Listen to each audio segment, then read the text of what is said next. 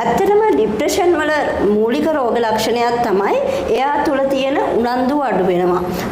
මෙච්චර කාල කරගෙන ආපු දේවල් වලට කරගෙන ආපු ක්‍රියාකාරකම් වලට තියෙන උනන්දුව එයා ක්‍රමවත්ව අඩු වෙන එක එයාට දැක ගන්න පුළුවන්. ඒක එයාටම හඳුන ගන්න පුළුවන්. ඒ වගේම තමයි කිසිම සාධාරණ හේතුවක් නැතුව එයාට දුක හිතෙනවා. සමහරවිට එයාම දන්නේ ඇයි මේ මට දුක හිතෙන්නේ. සමහරවිට ඇස්වල කඳුළු පුරෝගන ඉන්නවා. අල්ලපු ගමන් කඳුළු වැක්කිරෙනවා. ඉතින් ඇත්තටම ඇහුවොත් එහෙම ඇත්තටම ඔයයි දුකෙන් ඉන්නේ. ඇයි ඔයා මූණ නිකන් ඔහම තියන් ඉන්නේ. එහෙම කියලා ඇහුවට එයාට එක්ස්ප්ලেইন කරන්න එයාට මේක පැහැදිලි කරන්න තේරෙන්නේ නැහැ. ඇයි ඇත්තටම එයා දුකෙන් ඉන්නේ කියලා. මොකද්ද ඔයාගේ ප්‍රශ්නේ කියන එක ඇහුවට එයාට උත්තර දෙන්න දන්නේ නැහැ සමහර වෙලාවට. කිසිම හේතුවක් නැහැ සමහරවිට ඒ දුකේ. අර කියන්නේ මගේ මූඩ් එක දැන් අවුල් වෙලා තියෙන්නේ.